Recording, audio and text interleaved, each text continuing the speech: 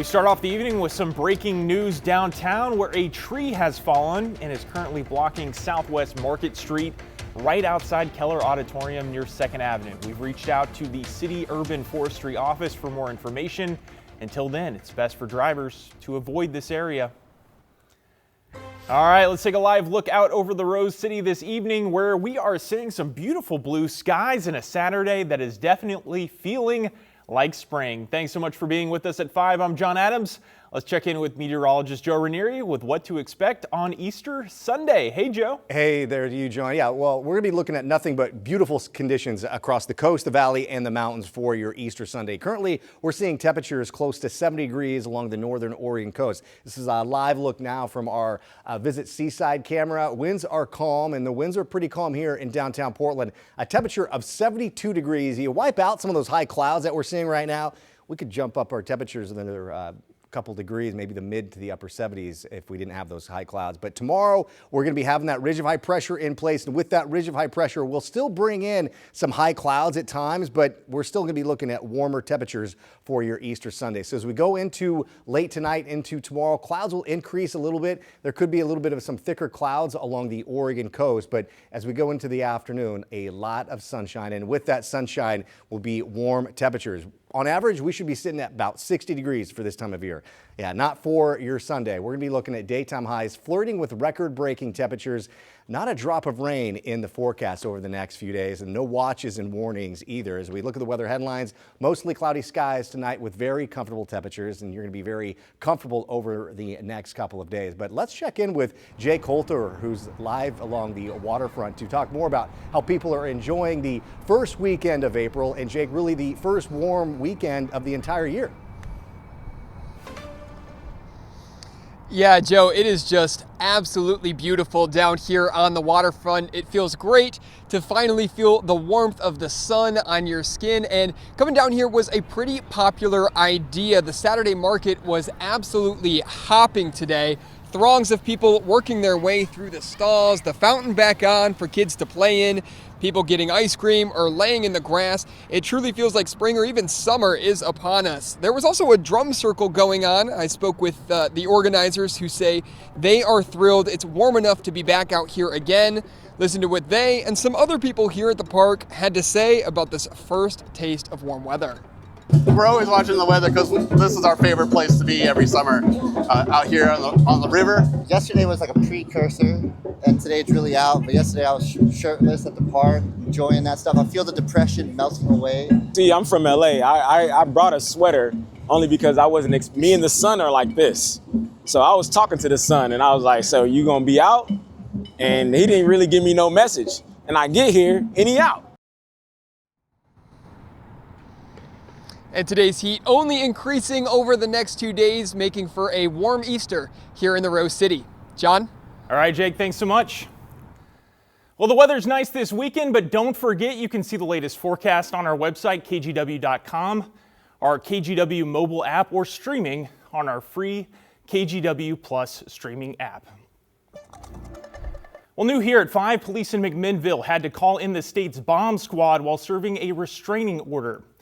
Yesterday afternoon, just before 1, McMinnville police and Yamhill County deputies went to Evergreen Mobile Park for that restraining order, but it led to a search warrant as part of a stalking investigation. During that search, officers found what they believed to be pipe bombs. Oregon State Police responded and deactivated the devices. Police arrested Evan Myhack, who's now in the Yamhill County Jail. In Washington County, the Sheriff's Office has released video from a drone that helped them bring a burglary suspect into custody. On Thursday evening, a deputy spotted a Toyota Camry linked to a burglary, which sped away when they tried to pull them over.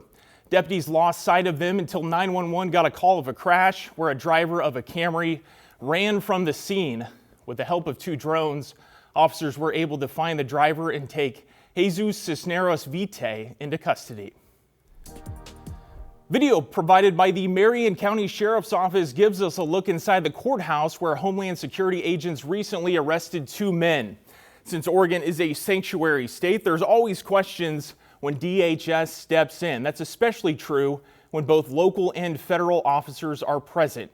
Catherine Cook spoke with a legal expert about how it all unfolded. It was a tale of two arrests at the Marion County Courthouse March 26th. In this video released by sheriff's officials, you can see agents from the Department of Homeland Security detaining two men minutes apart. In one case, you can see things got physical, but legal experts say the biggest difference in these cases isn't the altercation, it's the type of warrant the feds used. Marion County Sheriff's officials say in this case, the feds had a judicial warrant signed by a U.S. magistrate judge for Daniel Lopez Mojica on drug possession and DUI charges. In the case of this person, whom deputies did not identify, DHS has an administrative warrant, meaning the feds issued it themselves. At least with a judicial warrant, we have a neutral party that observes and says that everything is following up to code and according to the law. Marion County Public Defender Chris Simunides says under those circumstances, it's lawful, even in sanctuary states, to cooperate with the feds, which happened here. In this case, Marion County Sheriff's officials tell us deputies verified the warrant. Then court officers escorted Lopez Mojica to federal agents who took him into custody. But in the administrative warrant case, no other agencies assisted the feds, other than providing basic security to protect others in the courthouse. I'm glad to see that we are following the rules and the principles and the spirit of the sanctuary state laws. So how does an administrative warrant work? Willamette University law professor Laura Appelman says the agency acts as prosecutor and judge. So the agency basically asks itself, agency, do I need, may I have a warrant to arrest this person? And the agency then says yes. Appelman says ICE has used administrative warrants to arrest and detain a lot of people. Just because they're not supposed to do it doesn't always mean that they follow that rule. When that happens in courthouses, Simunides fears the judicial process suffers. What we're seeing from these actions puts fear in the hearts of more people than they intend, and ultimately leads to a crisis in our judicial system because cases are not heard. Catherine Cook, KGW News. And we've asked for more information about the man detained on the administrative warrant, including what charges he might be facing and where he's being held. We're waiting to hear back from the Sheriff's Office and Department of Homeland Security. And an update to the partial government shutdown. All departments of Homeland Security employees are currently getting paid after President Trump signed a memo Friday directing DHS to pay all of its employees. The memo authorizes paychecks for more than 35,000 employees, including those at FEMA, the Coast Guard, and the Cybersecurity and Infrastructure Security Agency, all who have gone without pay since funding stopped on February 14th. Tomorrow is Easter, and the holiday is known in part for bunnies. Experts say that often leads to an increase in rabbit adoptions, and not always for the right reasons. According to Rabbit.org Foundation, rescues report a significant rise in abandoned and surrendered rabbits after Easter.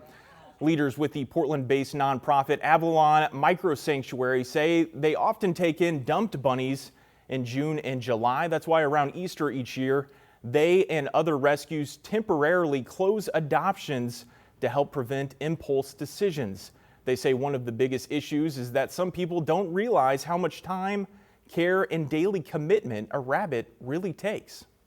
And they'll either try to rehome the bunny, or sometimes they'll just dump the bunny outside thinking that it can live just fine. Domestic bunnies don't have the instincts to survive outside the way wild bunnies do, and they often get picked off by predators, or they will get sick or injured being outside. Local rescuers say if you're thinking about adopting, it's important to remember bunnies can live 10 to 12 years. Hey, ready, set, go! It takes about a half hour to set this up, and it takes about, a minute or two for it to be cleared out. Well, it was a bit of controlled chaos this morning in Tigard. The town's Park and Recreation Department hosted its annual Easter egg hunt at Cook Family Park. Volunteers set out about 1,200 eggs in 3 separate fields for different age categories. More than 500 kids signed up for the event. I always do a little disclaimer at the beginning, no pushing or shoving, and they do great. And I would say in general, when I'm walking through, each kid has 25 to 30 eggs in their baskets, which is our goal. After the hunt, many of the kids recycled their empty eggs for next year's hunt. 3 lucky winners found a bonus prize in their eggs, $50 gift cards for a Tigered cake making studio.